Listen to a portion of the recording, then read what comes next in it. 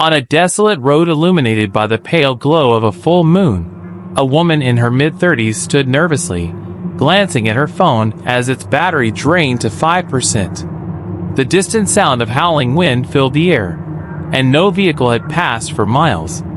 Suddenly, the faint rumble of an engine broke the silence. An auto rickshaw appeared, its driver, a scruffy man in his late 40s, pulling up beside her.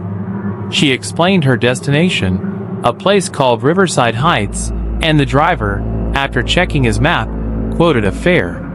Though hesitant about the price, she negotiated it down and climbed into the back of the vehicle.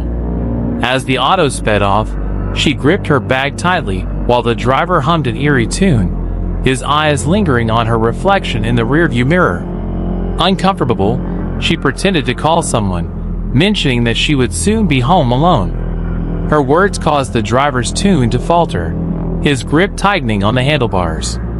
After an unsettling ride, the auto stopped in front of a large, decrepit mansion with Ashford Manor engraved on its rusted gate. The woman quickly paid and disappeared into the shadows beyond the gate, leaving the driver watching. It was only after she had gone that he noticed her phone on the seat. Picking it up, he examined the expensive device, initially considering keeping it. But then a more sinister idea crept into his mind. He could return the phone as an excuse to visit her. Clutching the phone and a pocket knife, he pushed open the gate and entered the mansion grounds. The creaking door gave way to a vast, dimly lit hall.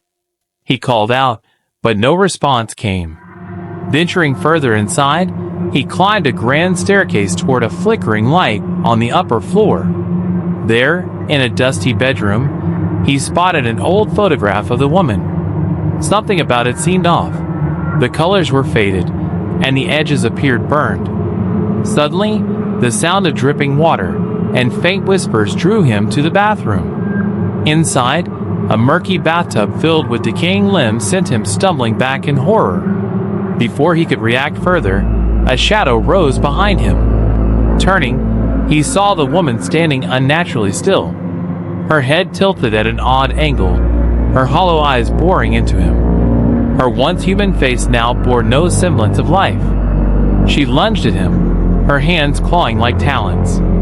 He stumbled backward into the bathroom, and the door slammed shut behind him. Desperately, he banged on the door, pleading for his life. As he turned to survey his confinement, he noticed scratches on the walls, tally marks that suggested he was not the first to find himself trapped here. The whispers grew louder, and the corpses in the tub began to stir, their hands slowly reaching out. A diary fell from a shelf, its pages flipping open to a chilling message written in blood-red ink. Asterisk. Each Saturday, another joins us. Beware the woman of Ashford Manor. Asterisk. He read the words in growing terror as the whispers crescendoed into deafening cries. The following morning, a passerby noticed the auto parked outside the mansion. Inside the vehicle, the woman's phone rested neatly on the driver's seat, its screen cracked. The mansion loomed silently behind the gate, its dark secrets waiting for the next unfortunate soul to stumble upon them.